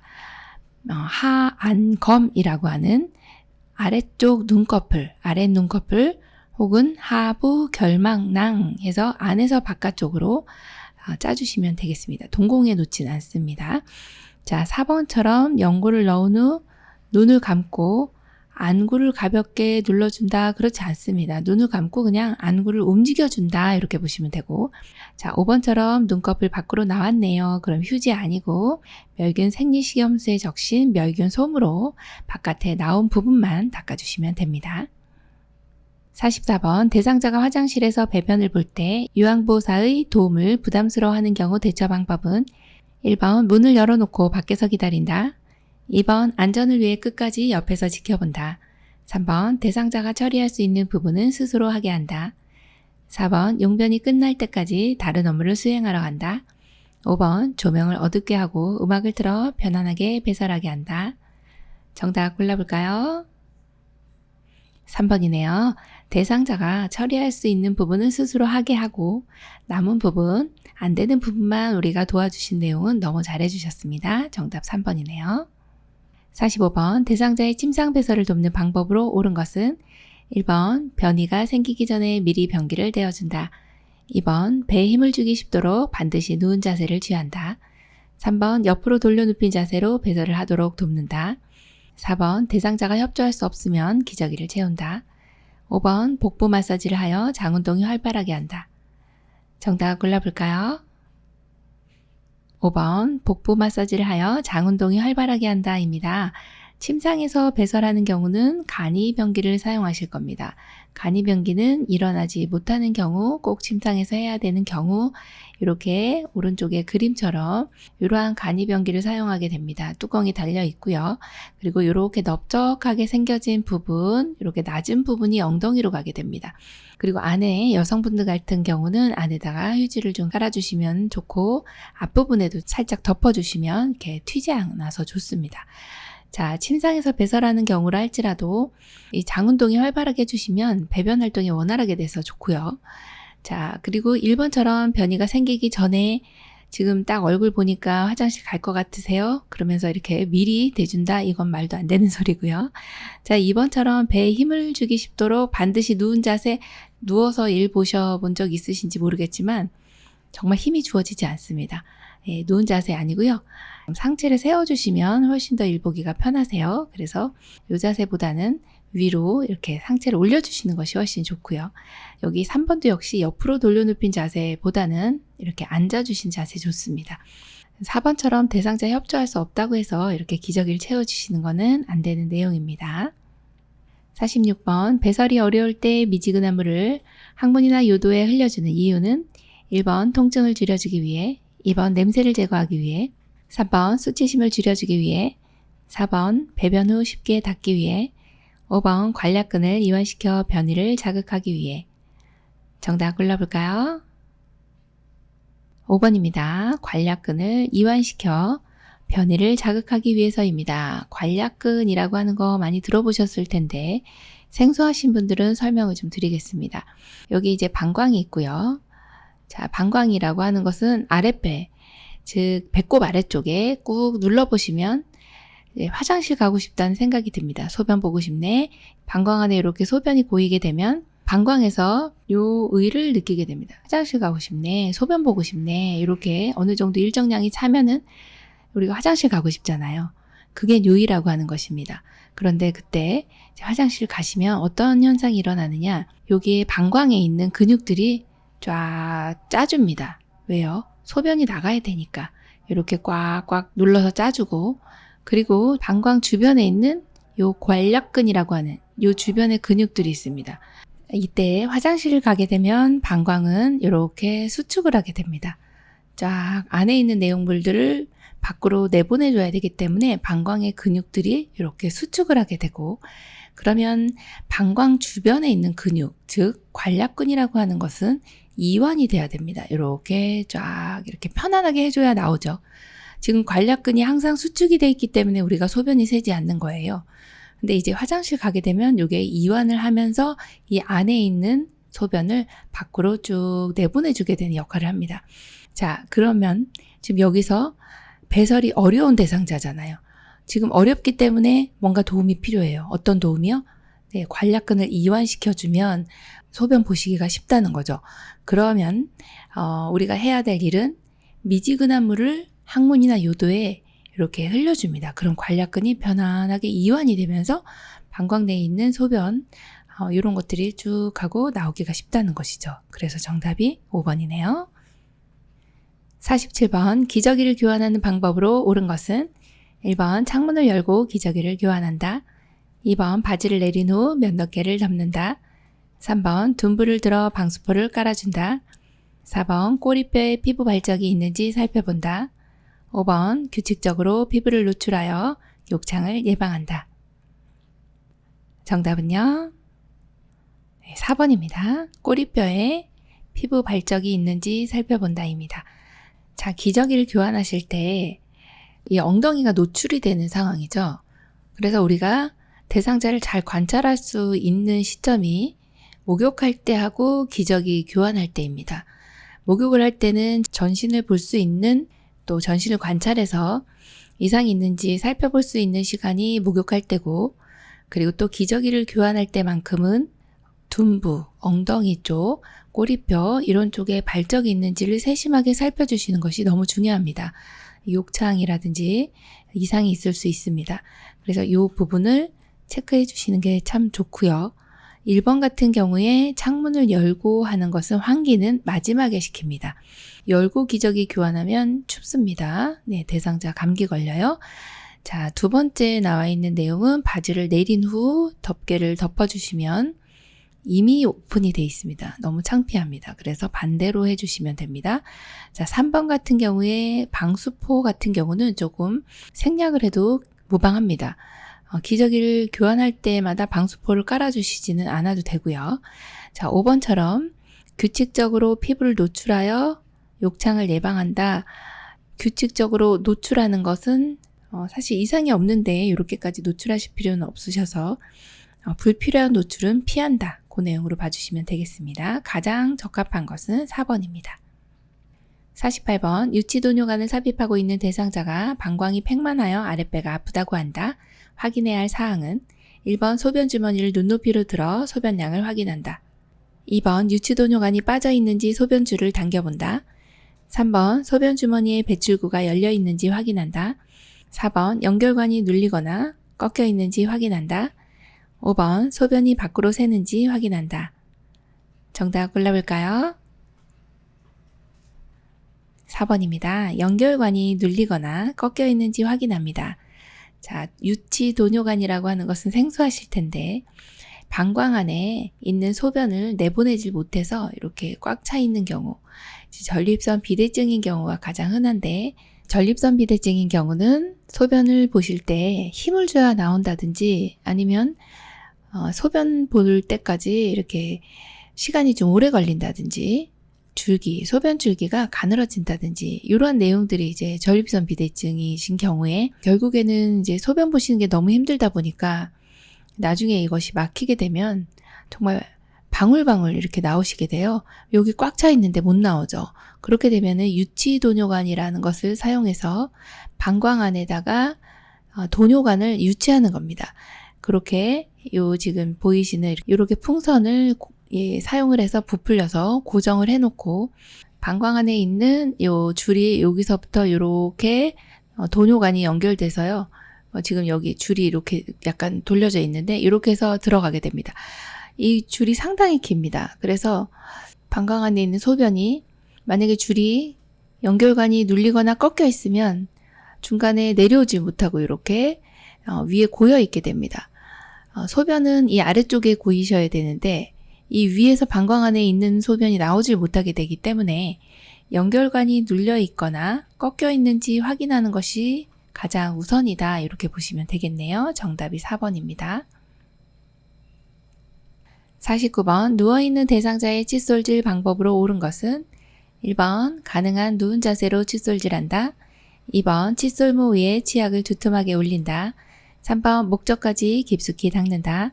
4번 입안을 찬물로 여러 번 헹군다. 5번 곡반을 턱 밑에 대고 흘러내리는 물을 받아낸다. 정답 골라볼까요? 5번 곡반을 턱 밑에 대고 흘러내리는 물을 받아낸다입니다. 누워있는 상태이기 때문에 이제 칫솔질 하실 때 물을 뱉어내시는 경우에 칫솔에다 치약을 올리실 때 이제 올바른 내용도 보시면 이렇게 두툼하게 올리시면 치약이 치아 사이에 닿지 않고요. 칫솔모 아래쪽까지 이렇게 여기가 이렇게 아래쪽까지 내려오게 깊이 눌러 짜야 양치질 하실 때 치아 사이사이에 이렇게 잘 닦으실 수가 있고요. 자, 지금 아래쪽에 보이는 이 사진은 곡반입니다. 이렇게 약간 휘어져 있는 인체 모형하고 이제 흡사하게 인체에 생겨진 모양대로 이렇게 만들어진 물받이 그릇이라고 보시면 되겠어요. 그래서 곡반을 턱 밑에 대고서 흘러내린 물을 받아내시면 이게 옷이 젖지도 않고 잘 받아집니다. 그래서 이것을 사용해 주시면 되겠습니다. 50번 의치를 사용하는 대상자를 돕는 방법은 1번 잘 때도 의치를 착용하게 한다. 2번 의치는 깨끗한 거즈에 싸서 보관한다. 3번 마비가 있는 경우 의치 위치를 자주 확인한다. 4번 의치를 끼울 때는 아랫니부터 끼운다. 5번 의치를 삽입 후 구강 세정제로 헹군다. 정답 골라볼까요? 3번, 마비가 있는 경우 의치 위치를 자주 확인한다입니다. 마비가 있을 때는 이것이 이제 빠져서 넘어가기도 하고, 그런데 마비 때문에 잘 느끼지 못하시기 때문에 우리가 위치를 잘 확인해 주셔야 합니다. 그래서 정답이 3번이고요. 잘 때의 의치는 빼줍니다. 자, 이 내용은 시험에 많이 나오니까 좀 기억을 해 주셔야 됩니다. 잘 때는 의치를 뺀다. 그래서 하루에 6시간에서 7시간 정도 잇몸을 압박을 좀 줄여주면서 쉬어주게 하면 좋거든요. 6시간에서 7시간. 그러니까 주무시는 동안 빼놓으시면 좋습니다. 자, 2번 같이 의치를 깨끗한 거즈에 싸서 보관한다. 깨끗하네. 이러시면 안 됩니다. 자, 이런 경우는 어떻게 해야 되느냐? 오른쪽에 보이는 요 용기가 있죠. 그래서 요 전용 용기에 찬물이 담긴 용기에다가 보관해야 변형을 막을 수 있다. 요 내용을 하나 기억해 주십니다. 그 다음 또 의치의 변형을 막기 위해서는 이렇게 건조시키면 안 된다. 그 내용도 체크해 주셔야 되지만 뜨거운 물로 닦아주시면 또 역시 변형이 일어날 수 있기 때문에 찬물로 이렇게 닦아주셔야 된다. 그것도 체크를 해주셔야 되고요. 자, 4번도 많이 나오는 내용인데 의치를 끼울 때는 윗니입니다. 우리 노래가 있습니다. 윗니 아래이 딱자. 이 노래가 그냥 나오는 노래가 아닙니다. 네, 의치를 끼울 때는 윗니부터 노래 한 번씩 해보시면 시험 볼 때 도움이 될 겁니다. 자, 5번째 의치 삽입 후에 구강세정제로 헹구는 것이 아니라 구강세정제로 헹군 다음에 의치를 삽입해야 입안이 깨끗하기도 하고 또 약간의 물이 있기 때문에 이게 잘 끼워집니다. 그래서 순서가 바뀌었기 때문에 틀렸고요. 정답은 3번이네요. 51번 여성 대상자의 회음부 청결을 돕는 방법은 1번 누워서 무릎을 곧게 펴도록 한다. 2번 앞쪽에서 뒤쪽으로 닦아낸다. 3번 좌우로 반복해서 닦는다. 4번 요도를 중심으로 원을 그리며 닦는다. 5번 물수건으로 물기를 닦아낸다. 정답은요? 2번 앞쪽에서 뒤쪽으로 닦아낸다가 맞습니다. 그림 보시면 방광의 위치가 여기 방광, 그 다음에 질, 항문 이렇게 순서대로 되어 있습니다. 지금 체크되어 있는 쪽은 여기 이렇게 앞쪽이 지금 여기에 있고요. 왼쪽으로 가면 뒤쪽이거든요. 자, 대장균이 어디 있냐 보니까 직장에서 내려오는 요 항문 쪽에 대장균이 많이 있습니다. 미생물들이. 요 뒤에서 앞으로 닦아주시면 요로 감염이 일으키는 거죠. 요도를 타고 올라가서 방광염 또 신장 쪽까지 신우신염 이런 것들을 일으킬 수가 있습니다. 그래서 반드시 앞에서 뒤로라고 하는 내용을 기억해 주셔야 됩니다. 이쪽이 앞쪽이기 때문에 자, 앞에서 뒤로 닦아준다. 그러면 요도에서 항문 쪽으로 요걸 반드시 기억해 주시고요. 자, 1번처럼 누워서 무릎을 곧게 펴지 않고 누워서 무릎을 이렇게 구부려 주시면 훨씬 더 회음부 청결하기가 좋고요. 자, 좌우로 반복한다든지 원을 그리듯이 한다든지 이렇게 해서 닦지는 않습니다. 자, 5번 같은 경우에 물수건으로 물기 닦아내는 것이 아니라 마른 수건으로 닦아냅니다. 마지막은. 그래서 정답이 2번이네요. 52번 편마비 대상자의 통목욕시 돕는 방법으로 옳은 것은 1번 팔, 몸통, 다리, 회음부 순서로 닦아낸다.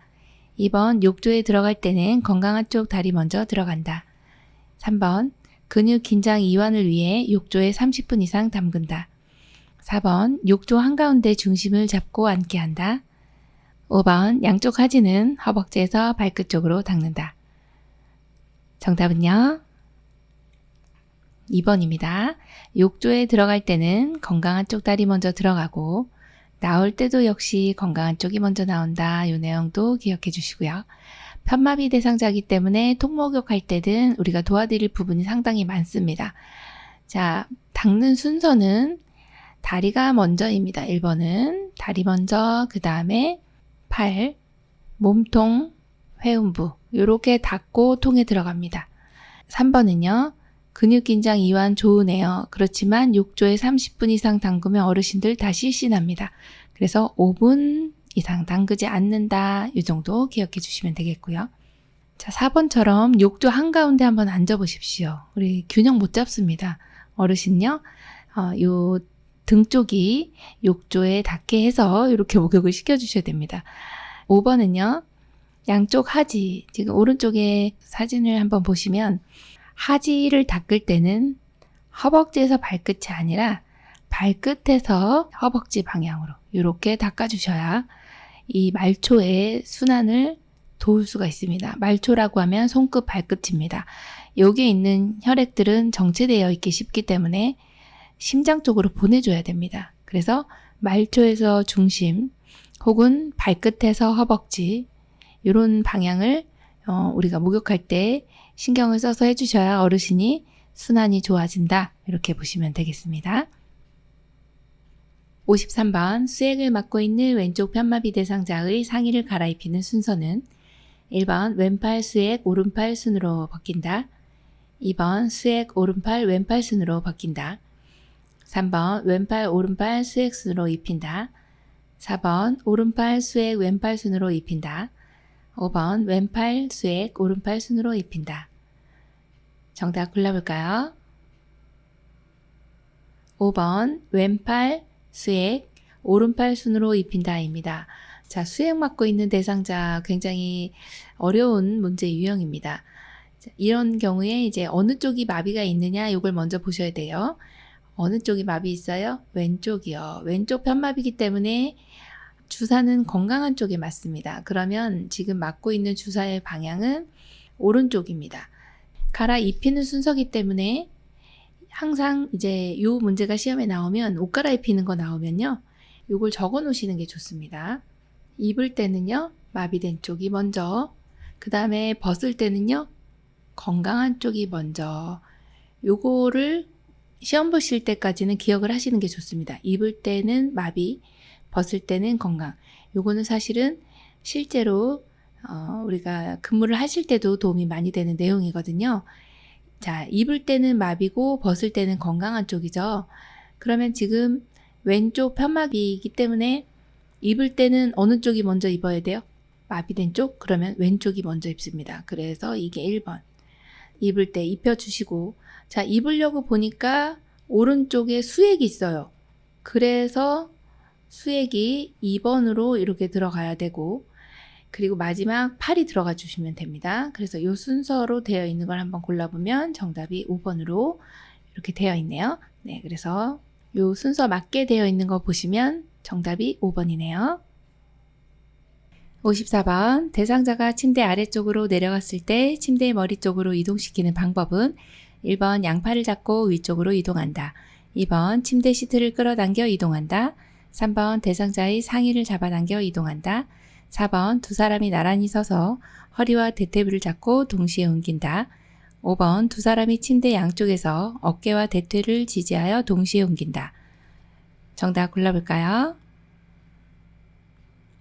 네, 5번입니다. 두 사람이 침대 양쪽에서 어깨와 대퇴를 지지하여 동시에 옮긴다입니다. 어르신이 침상에서 누워 계신다 이렇게 가정을 했을 때요.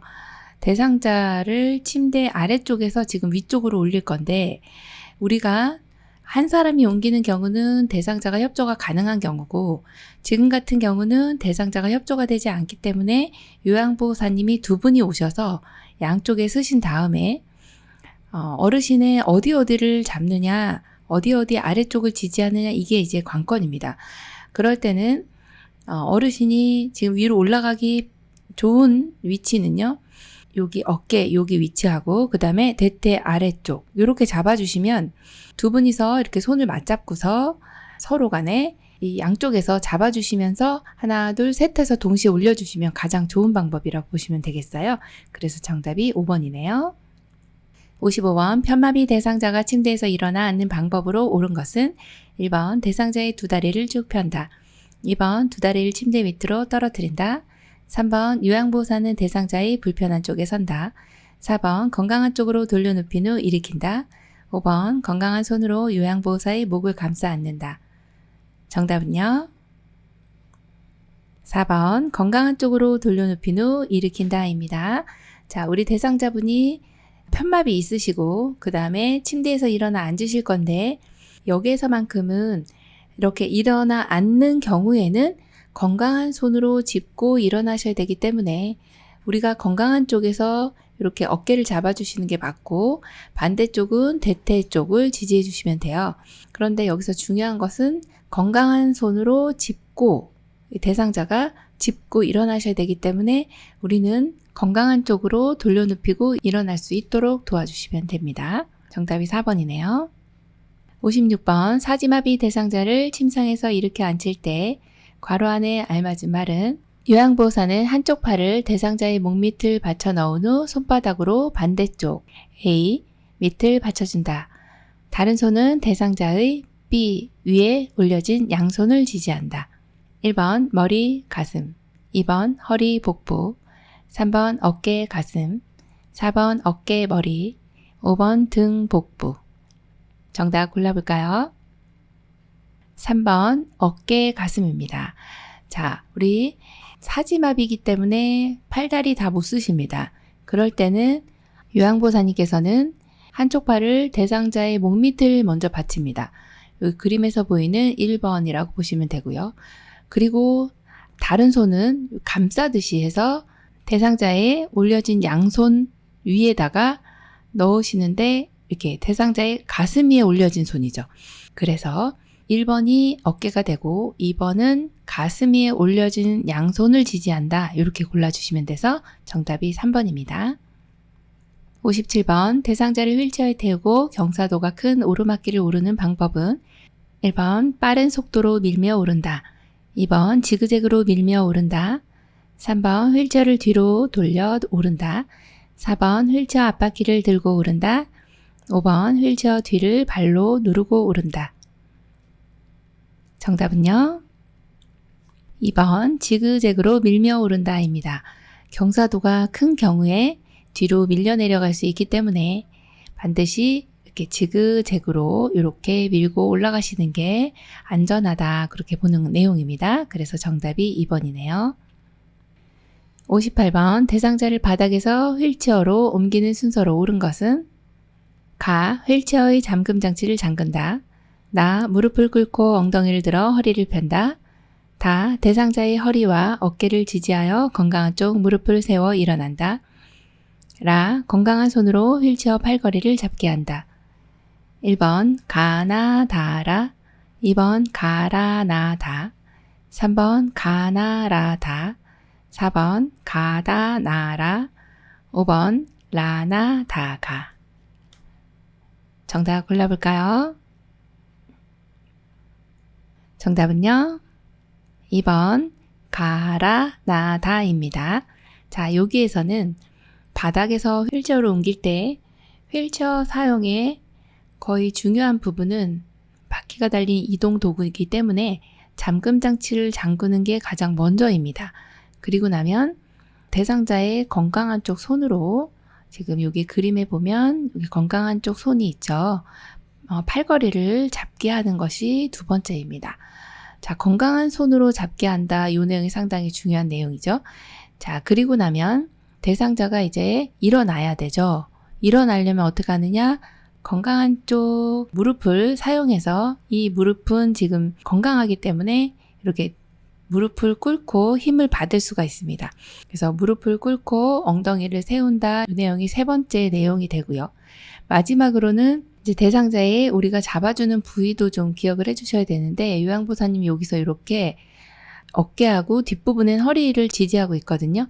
지지하면서 건강한 쪽 무릎을 이제 세워서 일어나는 거죠. 일어나는 것이 이제 마지막입니다. 일어나야 의자에 앉히는 거죠. 의자에 앉힌다 이런 게 나오면 이제 마지막이 됩니다. 그래서 순서를 차분히 다시 생각을 해보시면 휠체어의 잠금 장치를 잠그고 그 다음에 건강한 손으로 팔걸이를 잡고 자 무릎을 꿇고 엉덩이를 들어요. 그리고서 무릎을 마지막에 세운다. 그리고 휠체어 의자에 시트에 앉는다. 이렇게 순서를 보시면 되겠습니다. 정답 2번이네요. 59번 편마비 대상자를 휠체어에서 자동차로 이동 시 올바른 방법은 1번 잠금 장치를 풀고 대상자의 발을 바닥에 내려놓는다. 2번 무릎으로 대상자의 마비 측 무릎을 지지한다. 3번 불편한 손으로 자동차 손잡이를 잡게 한다. 4번 불편한 다리 엉덩이 건강한 다리 순으로 옮긴다. 5번 건강한 다리 엉덩이, 불편한 다리 순으로 옮긴다. 정답은요? 2번 무릎으로 대상자의 마비측 무릎을 지지한다입니다. 자, 편마비 대상자는 마비측이 항상 이완성 마비로 꺾어지거나 힘이 없어서 풀리는 경우가 많습니다. 그래서 이 마비가 있는 쪽은 우리가 어떻게 해야 되느냐 이 내용이 나오면 마비측은요, 우리의 무릎으로 대상자의 마비측을 지지한다. 이 내용은 정말 좋은 내용이고 시험에도 많이 나오는 내용이기 때문에 마비측 무릎은 지지 이런 내용이 나오면 맞는 걸로 골라주셔야 됩니다. 그래서 정답이 2번이죠. 60번 왼쪽 편마비 대상자가 지팡이를 사용하여 보행할 때 돕는 방법은 1번 왼손으로 지팡이를 잡게 한다. 2번 요양보사는 오른쪽에서 보조한다.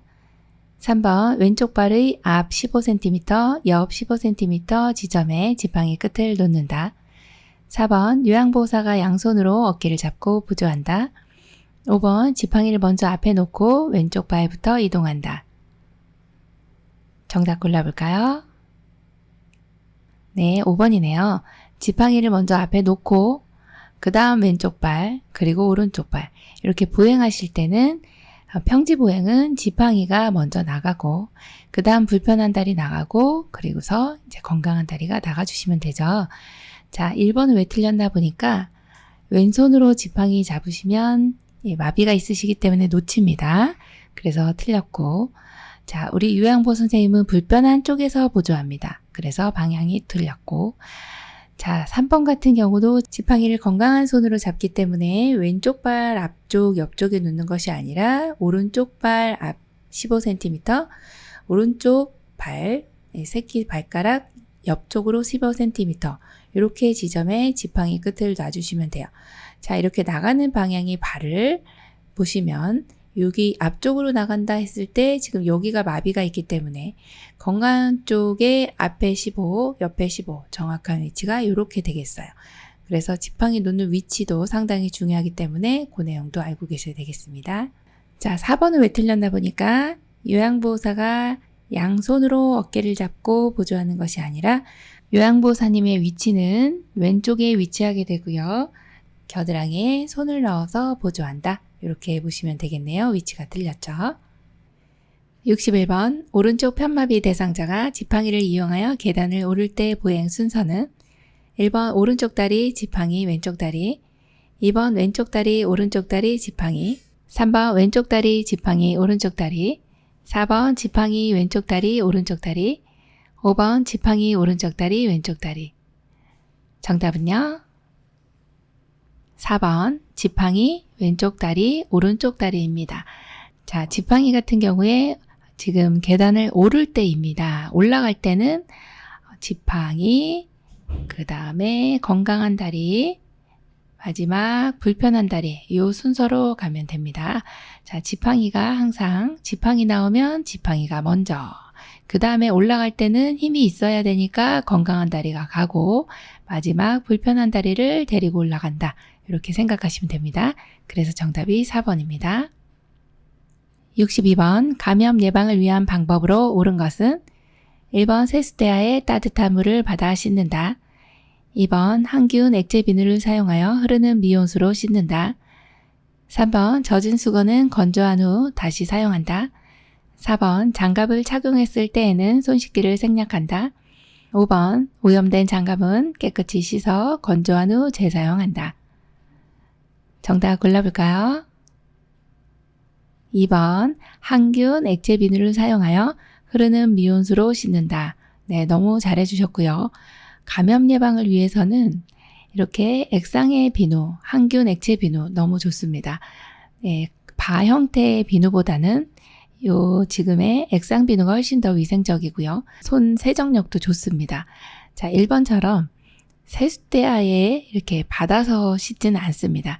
예, 오염원이 계속 있는 상태이기 때문에 흐르는 물로 씻는다 기억해 주시고 젖은 수건은 건조하는 게 아니라 세탁해서 다시 사용해 주셔야 되고요. 4번처럼 장갑을 착용했다 할지라도 손 씻기를 해주신다 이 내용도 네, 시험에 많이 출제되는 내용이니까 기억을 해주셔야 되고요. 5번처럼 오염된 장갑은 이렇게 재사용하지는 않습니다. 그래서 정답이 2번입니다.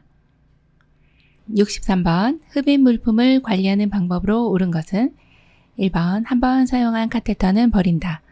2번 흡입병은 일주 1회 이상 깨끗이 닦는다.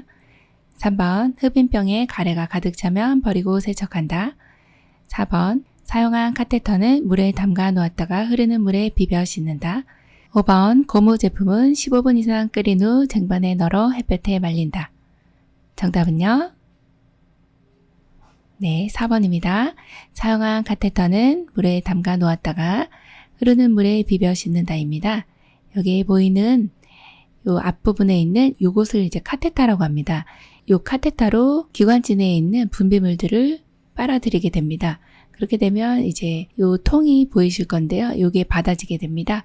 요거는 하루에 한 번 이상 깨끗이 닦아주시면 되고요. 그리고 지금 보이는 카테터 같은 경우는 사용하시고 나면 15분 이상 끓인 후에 쟁반에 널어서 그늘에 말려주시면 됩니다. 그래서 정답이 4번입니다. 64번 침대를 사용하는 대상자를 돕는 방법으로 옳은 것은 1번 이용할 수 있도록 침대 바퀴는 열린 상태로 둔다. 2번 대상자가 내려오기 쉽게 난간을 내려놓는다. 3번 등판, 다리판 작동 손잡이는 신속하게 조절한다. 4번 안전을 위해 잠금 장치를 잠근 상태로 이동한다. 5번 부착된 식탁을 사용하지 않을 때는 접어놓는다. 정답은요? 네, 5번입니다. 네, 침대 안전하게 사용하셔야 되는데 어르신이 많이 계시는 곳이 대부분 이제 침상이라고 보시면 되는데 이 침대를 조금 여기 발판 쪽에 침대에 위치하게 됩니다. 이렇게 여기 위치하게 되어 있는 것을 접어 놓아야지 이걸 펼쳐 놓으시면 걸리겠죠. 그리고 항상 1번처럼 이제 침대 바퀴가 이동할 때 이제 열린 상태로 두시면 낙상하기가 쉽습니다. 안 되는 거고요. 자, 2번처럼 난간을 내려놓으시면 또 떨어지시는 거죠. 이것도 위험합니다. 자, 3번처럼 이렇게 등판, 다리판, 작동 손잡이를 신속하게 조절하시면은 어르신이 어지러워하세요. 천천히 작동을 해주시면 되고요. 또 4번처럼 안전을 위해서 잠금 장치를 잠근 상태로 이동을 해주시면은 여기 이제 아래쪽에 이렇게 바퀴 4군데에 다 잠금 장치가 있습니다. 그럼 침대가 굴러가질 않습니다. 이건 연 상태로 이동을 해주셔야 되겠죠. 그래서 정답이 5번입니다. 65번 실내에서 화재 발생 시 소화기를 사용하는 순서는 가. 노즐을 잡고 불 쪽을 향한다. 나. 손잡이를 움켜쥔다. 다. 안전핀을 뽑는다. 라. 분말을 고루 쏜다. 1번 나다 가라. 2번 나가 다라. 3번 다가 나라. 4번 다나 가라. 5번 나다라가. 정답 골라볼까요? 3번입니다. 실내에서 화재가 발생하면 소화기를 먼저 사용해서 불을 소화해야 되고요. 진화해야 되겠죠. 그래서 여기 안전핀이라고 되어 있는 이 부분, 여기 안전핀이 항상 이 가운데 부분에 있습니다. 이걸 잡아 뽑는다. 이게 1번이고요. 그 다음 두 번째가 이제 노즐을 잡고서 여기 노즐이 있습니다. 이 호스를 잡고 불 쪽을 향해 주시고 그리고 나면 손잡이를 움켜 쥐어야 이 분말이 나오는 거죠. 그래서 마지막은 분말을 고루 쏜다. 이렇게 해서 차근차근 생각하시면 되겠습니다. 정답 3번입니다.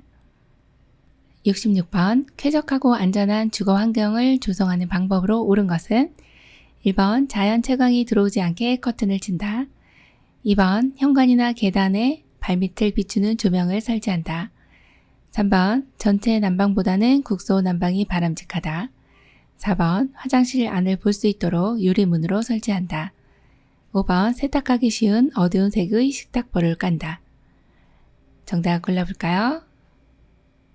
2번 현관이나 계단 발밑을 비추는 조명을 설치한다입니다. 네, 어르신이 너무 어두우면은 잘 안 보이세요. 그렇다고 우리 시야에 정면에 이렇게 조명을 설치해 주시면 눈이 부셔가지고 순간적으로 잘 안 보일 수가 있습니다. 그래서 현관이나 계단 발밑에 이렇게 조명을 해주시면 어둡지도 않고 넘어지지도 않고 너무 안전하다고 보시면 되겠습니다. 그래서 정답 2번입니다. 67번. 알아듣기는 하나 말을 할 수 없는 대상자와의 의사소통 방법은 1번. 옆에서 편안하게 이야기한다. 2번. 대상자의 말에 짐작하여 미리 대답한다. 3번. 기본적인 정보를 반복하여 알려준다. 4번. 대상자가 좋아하는 음악을 틀어놓고 대화한다. 5번. 의사표현을 잘했을 때는 긍정적 공감을 해준다. 정답은요? 5번입니다. 의사표현을 잘했을 때는 긍정적 공감을 해준다. 의사표현을 잘했을 때는 긍정적으로 이렇게 할 수 없는 분이 했기 때문에 어르신 너무 말씀 잘해주셨습니다. 이렇게 얘기해 주시면은 굉장히 좋아하시겠죠? 그래서 정답이 5번입니다. 68번. 다음 대화 중 요양보호사가 대상자에게 추천한 여가 활동의 유형은 대상자. 내가 건강했을 때는 배추랑 감자도 많이 심었는데 힘들어도 그때가 좋았어. 자식들한테도 나눠주고. 요양보호사. 그러셨군요. 저랑 화단 꾸미기 같이 하실래요? 1번 자기계발활동, 2번 운동활동, 3번 소일활동, 4번 사교 오락활동, 5번 가족중심 활동. 정답 골라볼까요? 네, 3번 소일활동입니다. 화단 꾸미기나 텃밭 가꾸기는 소일활동에 해당하는 내용입니다. 그래서 정답이 3번입니다. 69번. 요양보호사의 업무 기록 방법으로 옳은 것은 1번. 요즘 식사량이 줄어서 체중이 많이 줄었다. 2번. 식사를 하지 않아 오후에 간식을 제공하였다. 3번. 오랜만에 손주가 다녀가서 기분이 좋아 보인다. 4번. 9월 10일 오전 10시 우유 200ml를 드셨다. 5번. 물을 많이 드시고는 방에서 소변을 봤다. 정답 골라볼까요? 네, 4번입니다. 9월 10일 오전 10시 우유 200ml를 드셨다. 너무 정확하네요. 육하원칙에 의해서 이 시간이랑 양 이런 내용이 정확하게 기록이 되어 있네요. 정답이 4번입니다. 70번. 낮에 계속 잠만 자고 밤에 돌아다니는 대상자를 돕는 방법은 1번. 낮에 같이 산책을 한다. 2번. 요양보호사도 낮에 자고 밤에 활동한다. 3번. 밤에는 돌아다니지 못하게 방문을 잠근다. 4번. 낮에 졸고 있으면 충분히 쉬게 한다. 5번. 저녁에 포만감 있는 식사를 제공한다. 정답은요? 1번. 낮에 같이 산책을 한다입니다. 네, 밤에 돌아다니고 이제 낮에 지금 주무시고 계시는 거예요.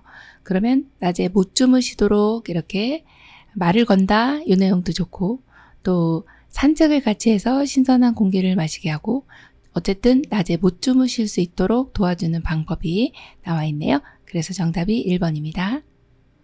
71번.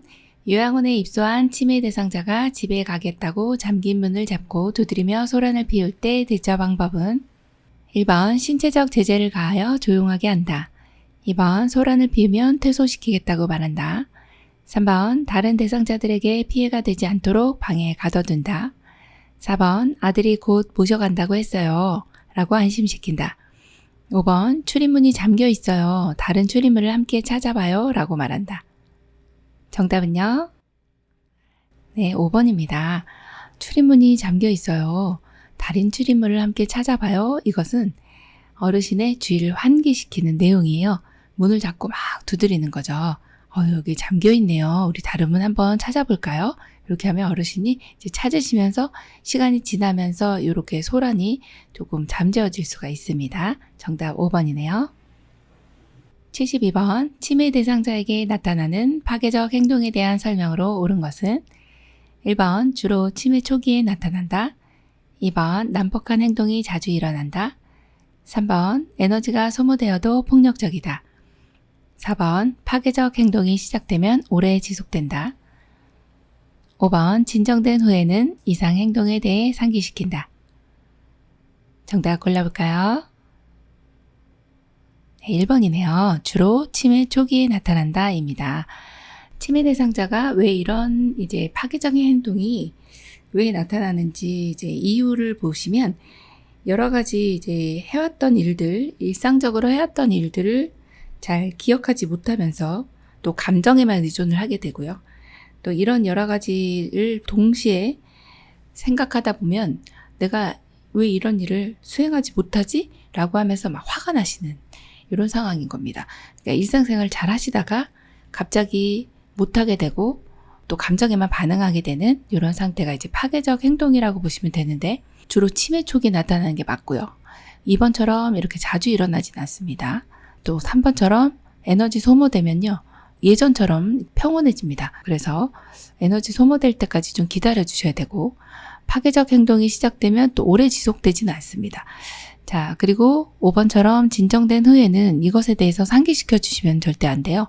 또 그 상황이 다시 떠오르게 되면 또다시 파괴적 행동이 나타날 수가 있기 때문에 그렇습니다. 정답이 1번이네요. 73번, 복통을 호소하는 치매 어르신에 대한 올바른 대화 방법은 1번, 통증 부위를 짚어가며 여기가 아프세요. 2번, 어디가 불편하신지 말씀하세요. 3번, 점심에 무엇을 드셨어요? 4번, 언제부터 아프셨어요? 진통제 드릴게요. 5번, 체한 것 같은데 곧 좋아질 거예요. 정답은요? 1번이죠. 네, 통증 부위를 짚어가며 여기가 아프세요? 이렇게 배 아프시다고 하니까 복통이죠. 배 짚어가면서 여기가 아프세요? 이렇게 여쭤보시면 됩니다. 1번이에요.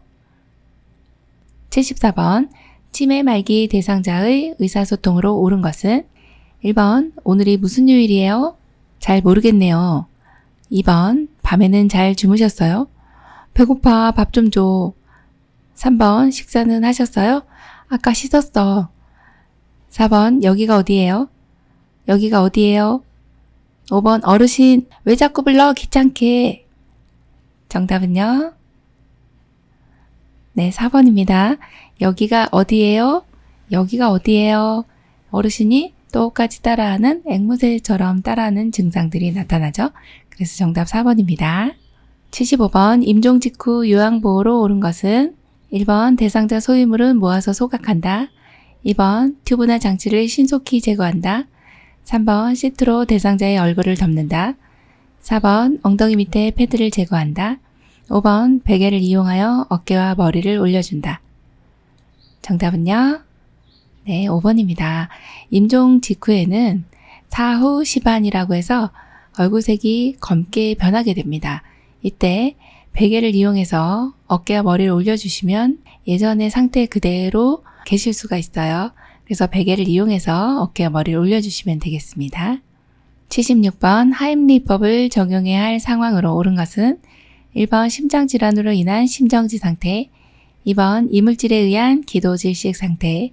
3번, 위경련으로 인한 가슴 통증. 4번, 뜨거운 물에 의한 화상.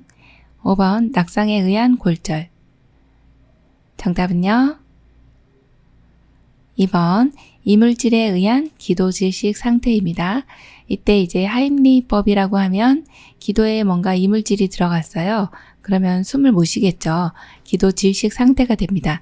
이때는 하임리법을 적용해야 하는데 이것을 또 복부 밀어내기라고도 합니다. 복부에 압력을 가해서 기도 내에 있는 물질을 밀어내는 거죠. 그래서 여기 명치와 배꼽 중간에 엄지손가락으로 잡으시고, 그리고 반대 손으로 이렇게 감쌉니다. 뒤, 후 상방 이렇게 기억해 주시면 좋겠죠. 후 상방으로 당깁니다. 그러면 기도 내에 있는 이물질이 이렇게 툭 하고 튀어나오게 되죠. 그러면 아주 잘 대처를 했다, 이렇게 보는 내용입니다. 그래서 정답이 2번입니다. 77번, 음식을 급히 먹은 대상자가 목에 이물질이 걸려 갑작스러운 기침과 호흡곤란을 보일 때 대처 방법은 1, 2, 3, 4, 5. 정답은요? 1번이네요. 네, 방금 전에 봤던 내용하고 흡사한 내용인데요. 그림으로 이렇게 표시를 해놨습니다. 그래서 정답은 1번, 하임리법을 적용해 주시면 되겠습니다. 78번, 대상자가 쓰러져 있는 것을 발견했을 때 가장 먼저 해야 하는 것은 1번 반응 확인, 2번 인공호흡, 3번 기도 유지, 4번 가슴 압박, 5번 도움 요청. 정답은요? 1번 반응 확인입니다. 대상자가 쓰러져 있어요. 그러면 어르신 괜찮으세요? 하면서 어깨뼈를 가볍게 두드리면서, 흔들면 안 되고 두드리면서 반응을 확인해 봅니다. 이때 반응을 확인했는데 의식이 없어요. 그럼 바로 도움 요청을 해주시고, 그리고 이제 의식이 없는 상태이기 때문에 가슴 압박을, 심폐소생술 들어가야죠. 가슴 압박, 그리고 기도 유지 후에 인공호흡을 해주시면 아주 적절하게 심폐소생술을 잘 적용했다라고 봅니다. 이 순서도 기억해 주시고, 가장 먼저 해야 할 것은 반응 확인이다. 이거 반드시 기억해 주셔야 되겠습니다. 79번 심폐소생술에 대한 설명으로 맞는 것은 1번 가슴이 최소 8cm 눌릴 정도의 강도로 압박한다. 2번 가슴 압박과 인공호흡을 동시에 실시한다. 3번 1분에 100에서 120회의 속도로 가슴을 압박한다. 4번 대상자의 머리를 앞으로 당겨 기도를 유지한다. 5번 15회 가슴 압박 후 2회 인공호흡을 실시한다. 정답은요? 네, 3번입니다. 1분에 100에서 120회의 속도로 가슴을 압박한다입니다. 심폐소생술 하실 때 속도도 중요하고요. 방법이 굉장히 중요하죠. 1번에 가슴이 눌리는 정도는 5cm 정도입니다. 자, 두 번째 나와 있는 내용은 요 가슴 압박과 인공호흡 동시에 하시면 안 되고, 가슴 압박 먼저, 그 다음에 기도 유지 후에 인공호흡 이렇게 해주셔야 되고요. 4번처럼 대상자의 머리를 앞으로 당기는 것이 아니라 지금 그림 보시는 것처럼 머리를 뒤로 젖히고 그 다음에 턱을 들어 올린다, 이 내용을 기억해 주셔야 되겠네요. 5번 같은 경우는 가슴 압박의 횟수인데요. 가슴 압박은 30회입니다. 네, 30대 인공호흡 2의 비율. 그래서 30대 2 이렇게 기억을 해주셔야 되겠죠. 80번 자동 심장 충격기를 사용하는 방법으로 옳은 것은 1번 패드를 붙인 후 전원을 켠다.